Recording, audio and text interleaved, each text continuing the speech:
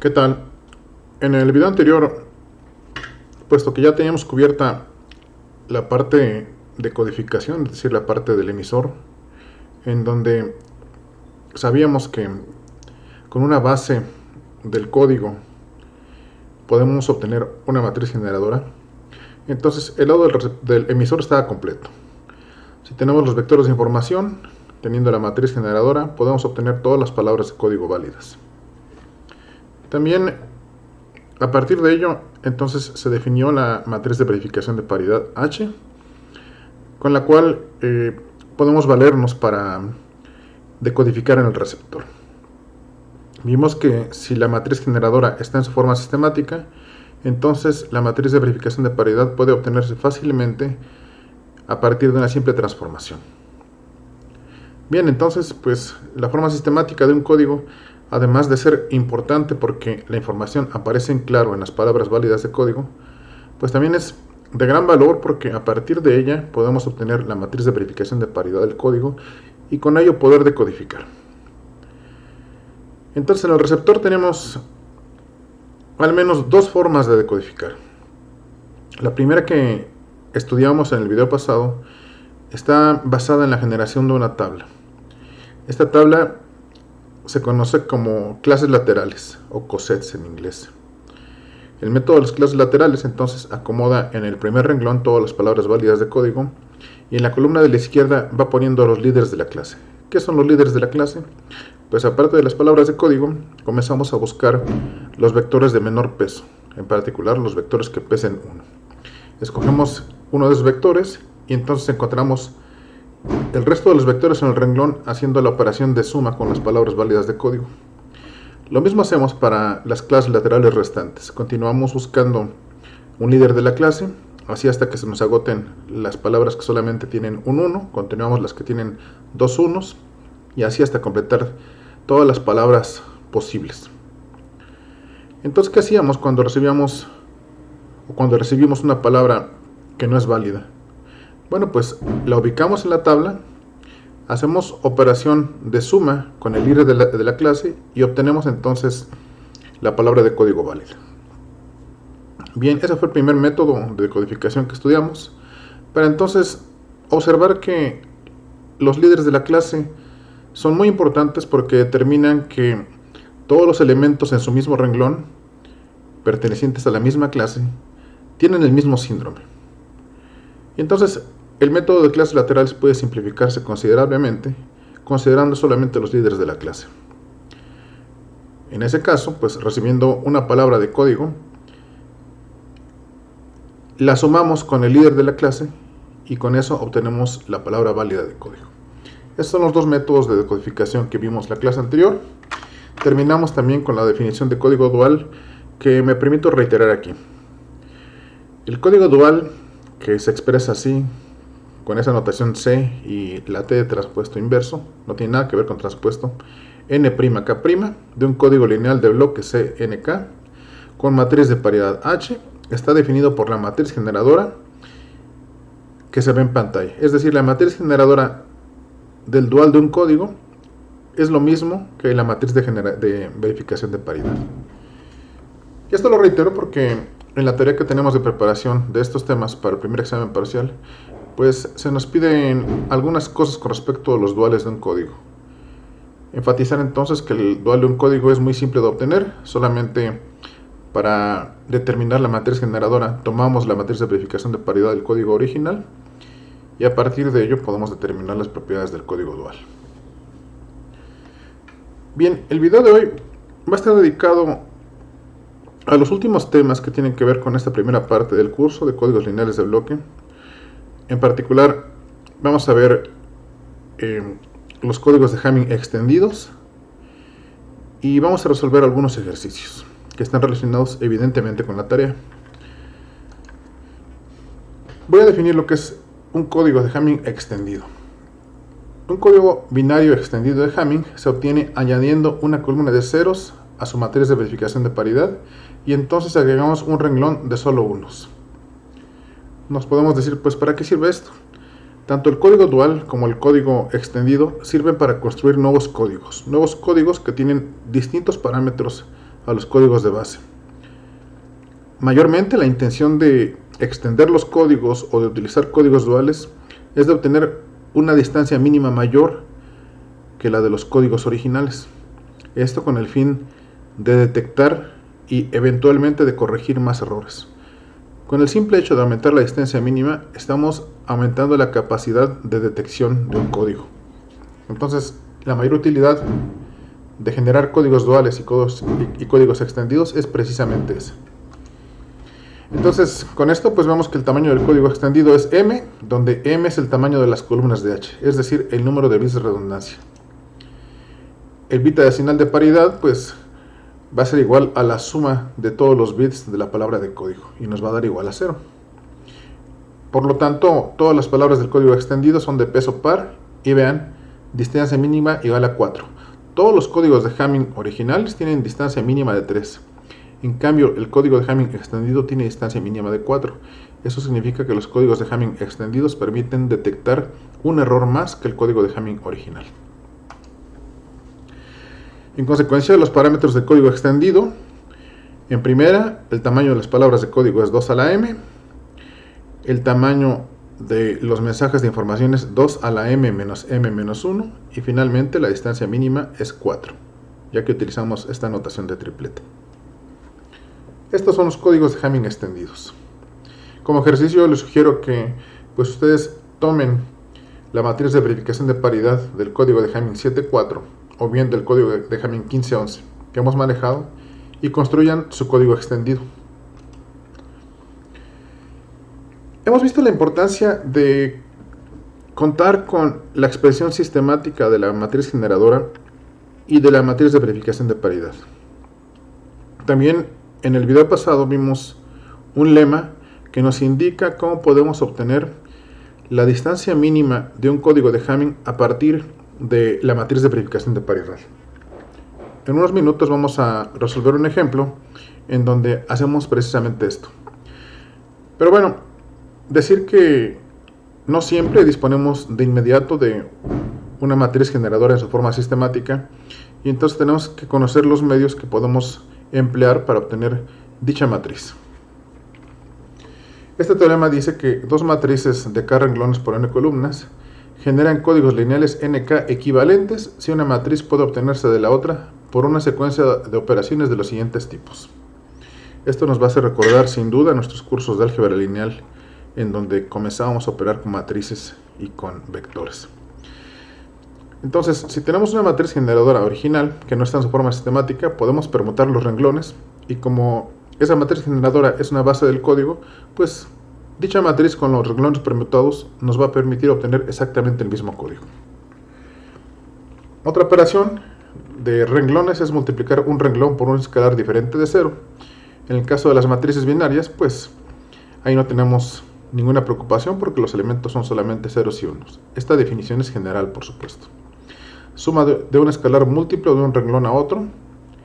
De la misma forma, entonces lo que vamos a hacer aquí es, para las matrices binarias, pues suma de los renglones. Permutación de las columnas, también es una operación permitida. Y multiplicación de cualquier columna por un escalar distinto de 0. En el caso de matrices binarias, insisto, pues esto no va a ser necesario. Bueno, entonces esto nos dice que con operaciones lineales, de sumas de renglones y de intercambio de columnas, si tenemos una matriz generadora que no está en su forma sistemática, realizando estas operaciones podemos llegar a una matriz generadora que sí está en su forma sistemática. Esto aquí nos recuerda de nuestros cursos de álgebra lineal. Sin duda nos recuerda al método de Gauss-Jordan. El método de Gauss-Jordan que nos permitía ir eliminando elementos para ir obteniendo una forma de la matriz que nos resultaba conveniente. Es precisamente esto lo que vamos a abordar. Bueno, pues vamos a continuar. Sea G una matriz generadora de un código NK. Entonces, al realizar las operaciones de los tipos que acabamos de mencionar, esta matriz puede transformarse a su forma estándar o a su forma sistemática. Aquí les muestro una de las maneras en cómo hemos representado la matriz generadora en su forma sistemática, la matriz identidad de K por K a la izquierda y la matriz A o matriz de paridad, ahí tendría que modificar como P para manejar la misma nomenclatura a la derecha. Entonces, I es la matriz identidad, insisto, de K por K, I es la matriz de paridad y A es la matriz de paridad de k renglones por n menos k columnas. Vamos a hacer un ejemplo. En este ejemplo nos piden transformar a su forma estándar o la forma sistemática la siguiente matriz generadora. Esta matriz generadora, como vemos, es de 4 renglones por 7 columnas. ¿Se les hace conocida? Vemos evidentemente que desde la forma inicial la matriz no está en su forma sistemática o en su forma estándar, como también se le conoce. ¿Qué nos vamos a permitir hacer? Operaciones entre renglones y también intercambiar columnas. Es lo que podemos hacer con matrices binarias para poder alcanzar una matriz en su forma sistemática o estándar. El primer paso que voy a hacer va a ser el renglón 2 lo voy a reemplazar por la suma del renglón 2 más el renglón 1. Y el renglón 3 lo voy a reemplazar por la suma del renglón 3 más el renglón 1. Aquí lo vemos. Entonces observemos. Este renglón 2, ya me adelanté. Este renglón 2 es el resultado de la suma de renglón 2 más renglón 1. 1 más 1, 0. 1 más 0, 1. Ya me adelanta esto el ratón, perdón. 1 más 0, 1. 1 más 0, 1. 1 más 1, 0. 1 más 0, 1. Y 1 más 1, 0. Ahí tenemos el resultado de la suma del renglón 2 más el renglón 1 y la estamos acomodando en la posición del renglón 2. El renglón 3 lo reemplazamos con la suma del renglón 3 con el renglón 1. 1 más 1 tenemos 0. 1 más 1 tenemos 0. 1 más 0 tenemos 1. 1 más 0 tenemos 1. 1 más 0 tenemos 1. 1 más 1 tenemos 0. Y 1 más 0 tenemos 1. Ahí está la primera iteración de este algoritmo. Bien, continuando con las iteraciones para alcanzar una matriz generadora de su forma sistemática, la siguiente operación que hago es reemplazar el renglón 1 con la suma del renglón 1 y el renglón 2. Y reemplazar el renglón 4 con la suma del renglón 4 más el renglón 2. Por supuesto, esto podría hacerse en 2 pasos, como ustedes prefieran hacerlo. Si prefieren hacerlo más cuidadosamente, tal vez digan, me siento más seguro haciéndolo paso a paso.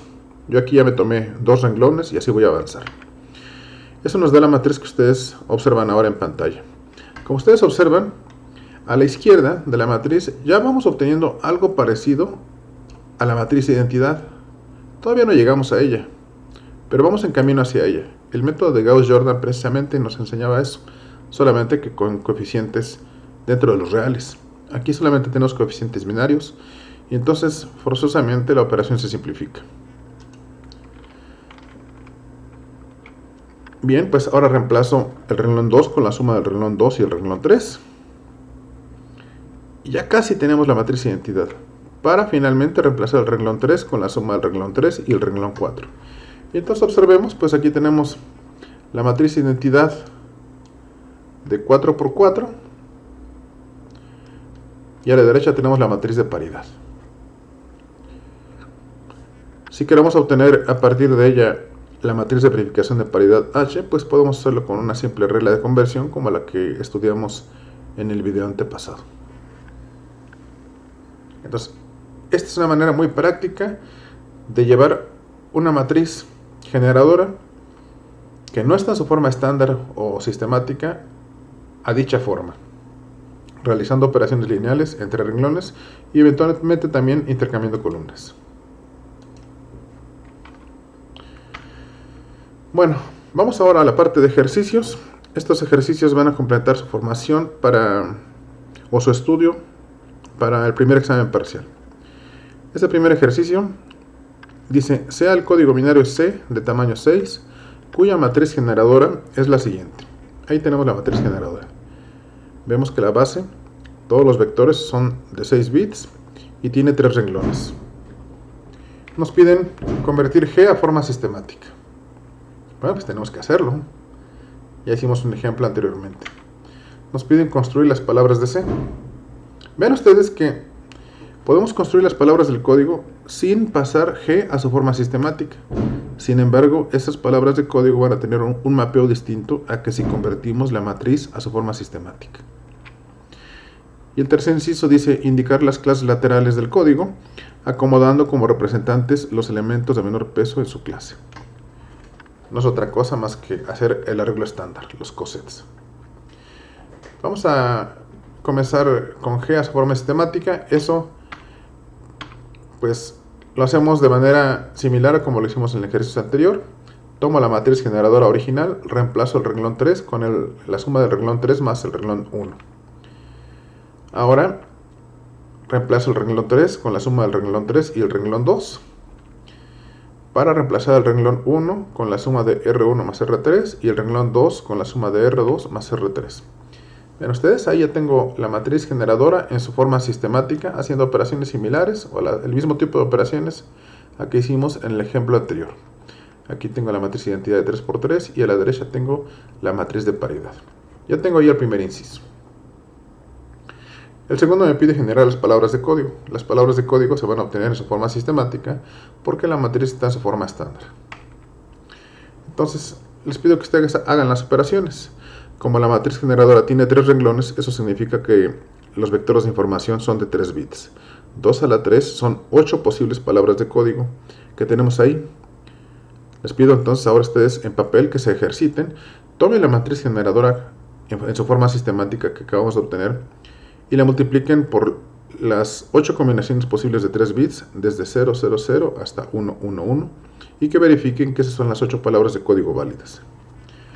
En el inciso B, pues nos piden, de hecho era el inciso C, ¿no? Escribir las clases laterales del código. Para escribir las clases laterales, recordamos que en el primer renglón se acomodan todas las palabras válidas de código, que son estas 8. Tenemos la palabra con todos ceros, la siguiente palabra que es 3 unos, 0, 1, 0. La siguiente palabra que está aquí, 0, 3 unos, 0, 1. 1, 0, 0 y 3 unos. 1, 0, 0, perdón, 1, 0 y 4 unos. 0, 1, 0, 1, 0, 1. 1, 1, 0, 0, 1, 0. 0, 0, 1, 0, 0, 0. Ahí en el primer renglón tenemos a todas las palabras válidas de código. Después, ¿qué nos dice el algoritmo? El algoritmo nos dice, bueno, pues ahora de todas las palabras posibles restantes, elige un líder de la clase. Elige un líder de la clase de tal manera que sea de peso mínimo. O sea, escogemos una palabra que tenga un peso de 1. Para este ejercicio tendríamos que poner todas las combinaciones posibles de 6 bits. Es decir, todas las 64 posibles combinaciones. Nos ponemos a escribirlas en una tabla o hacemos un programita que nos la genere. Y con base en ello, pues, escogemos el líder de la clase. En este caso, un 1 y 5 ceros a la derecha. Y haciendo operaciones de sumas OR exclusiva o módulo 2, o suma módulo 2 con las palabras de código válidas, obtenemos a los siguientes elementos en su clase. Lo mismo hacemos para todas las otras clases laterales, para los otros líderes de su clase. Y de esta manera construimos el arreglo estándar. Bien, la parte de escribir todas las posibles combinaciones de 6 bits podría ser tediosa, pero en realidad es algo muy práctico y que nos ayuda a aprender. Ahora el segundo inciso dice, el segundo problema, dice, sea un código lineal binario de tamaño 7, cuya matriz generadora es la que tenemos ahí. Utilizar el método de Gauss, justo del que les he venido hablando, para deducir una matriz de verificación de paridad H. Bueno, pues podemos primeramente desplegar esta matriz generadora en su forma estándar o sistemática y después convertirla a la matriz de verificación de paridad. Aquí debo mencionar que lo voy a hacer en algunos pasos solamente y a ustedes les va a quedar hacer el último paso para encontrar la matriz de verificación de paridad H. Ahora el inciso B nos dice que suponemos haber recibido la palabra R que tenemos ahí y nos piden calcular su síndrome. Y el inciso C nos pide decodificar R según el principio de máxima verosimilitud. Bueno, pues ahí tengo la matriz. Voy haciendo operaciones. Aquí les pido a ustedes que vayan deduciendo qué tipo de operaciones voy haciendo para llegar pues a esa matriz parcial. Una vez que encuentren ustedes su matriz de verificación de paridad, pues ya van a poder encontrar el síndrome. Es un ejercicio para ustedes. Una vez teniendo la matriz de verificación de paridad, podemos encontrar el síndrome multiplicando el vector recibido por la matriz de verificación de paridad, o más bien la matriz de verificación de paridad por el vector recibido transpuesto. Encontramos el síndrome, en este caso es 00101.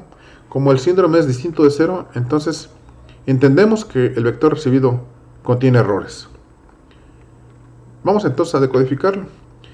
El síndrome se obtiene a partir de ese vector, 5 ceros, 1 0.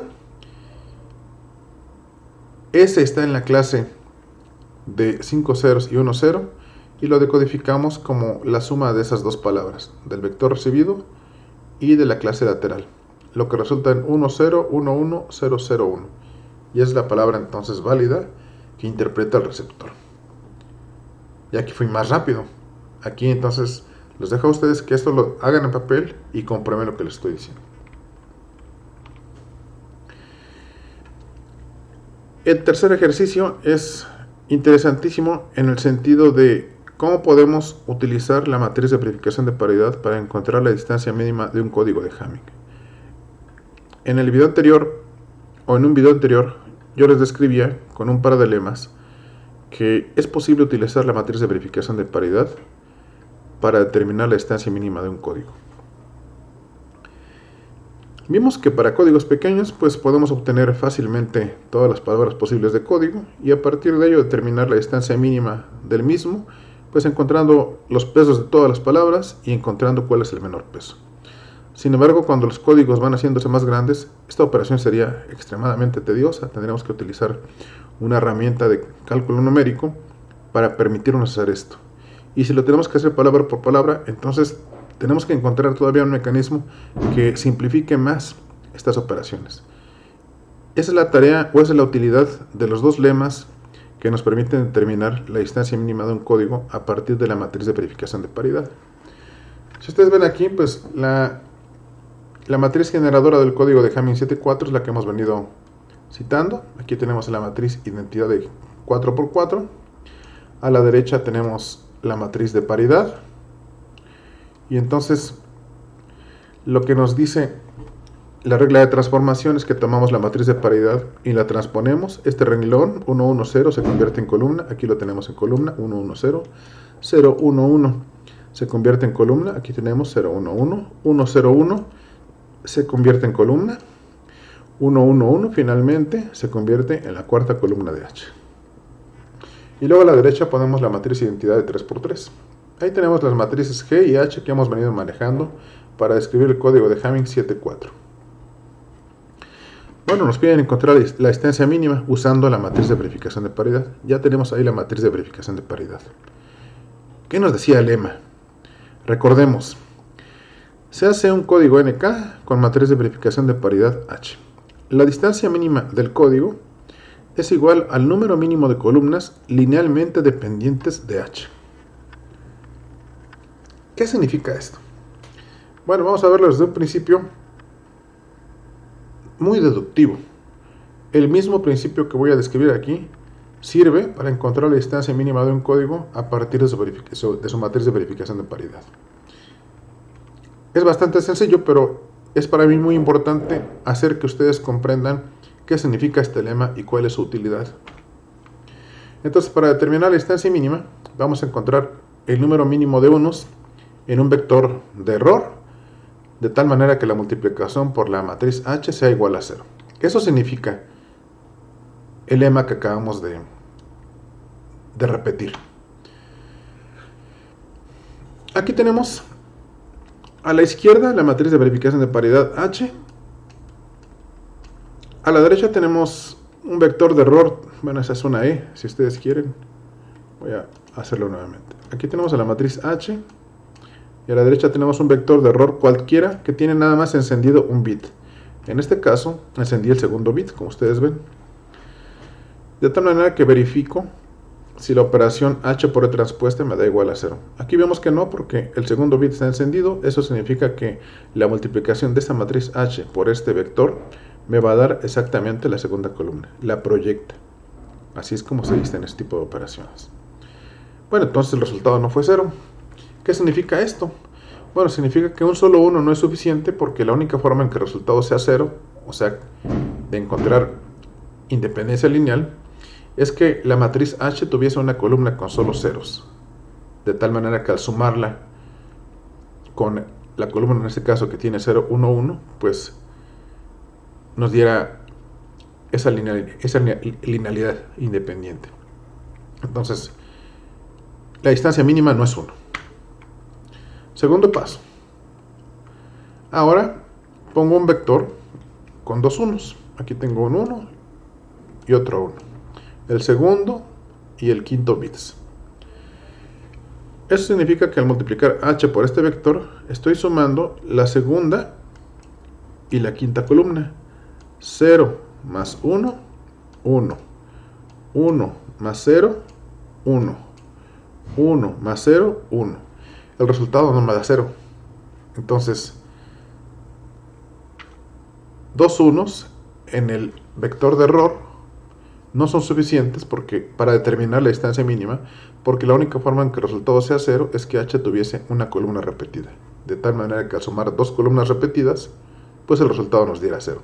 Pero no es el caso. Bien, pues vamos a ver qué pasa cuando consideramos un vector con tres unos. Ahí tenemos un vector con tres unos. En este caso estoy encendiendo el segundo, el cuarto y el quinto bits. Significa que al multiplicar h por este vector vamos a sumar el segundo, la segunda, la cuarta y la quinta columnas.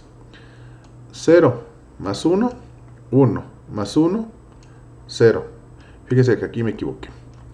Aquí hice copiar y pegar. Así que ofrezco una disculpa. Para no repetir esta parte del video, voy a sobreescribirlo. Entonces, insisto, 0 más 1, 1. 1 más 1, 0. Ahí tenemos el 0. 1 más 1, 0. Más 0, 0. Como tengo aquí a la derecha. 1 más 1, 0. Más 0 es 0. Entonces, ahí tenemos el vector de todos ceros. Tres unos sí son suficientes para obtener un resultado de 0. Por lo tanto, como sumamos esas tres columnas, distancia mínima es igual a 3. Lo cual no es sorprendente porque todos los códigos de Hamming tienen una distancia mínima de 3, no importando su tamaño. Es una propiedad muy importante de los códigos de Hamming. Bien, ahora vamos con el cuarto problema. Nos dice, sea C el código binario cuya matriz generadora es la que tenemos ahí. Construir las palabras de C y también cuántos errores por palabra se pueden corregir con este código. Construir las clases laterales de C y calcular todos los síndromes posibles. Ya todos lo sabemos hacer.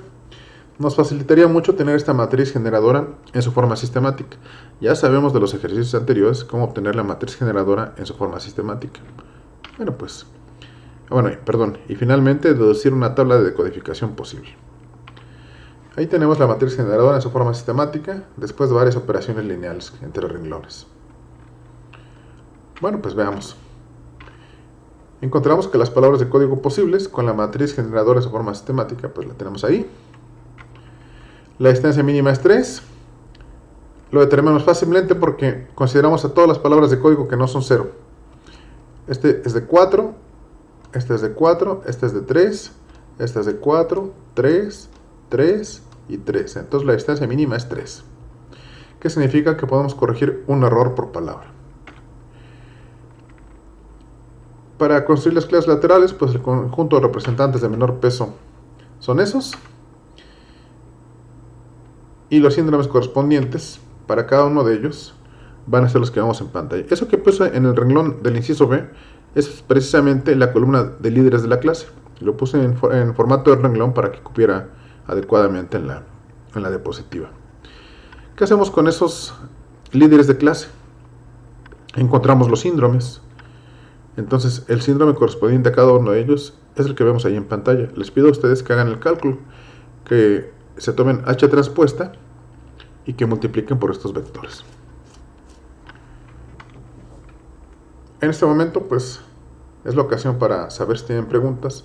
Formúlenlas, respondan a los problemas de la tarea, tanto la parte de teoría de la información como la de códigos, detectores y correctores de errores. Hemos cubierto la totalidad de los temas de la tarea. Y bueno, pues estaré atento a sus preguntas. El examen es el jueves de la semana 4. Gracias por su atención.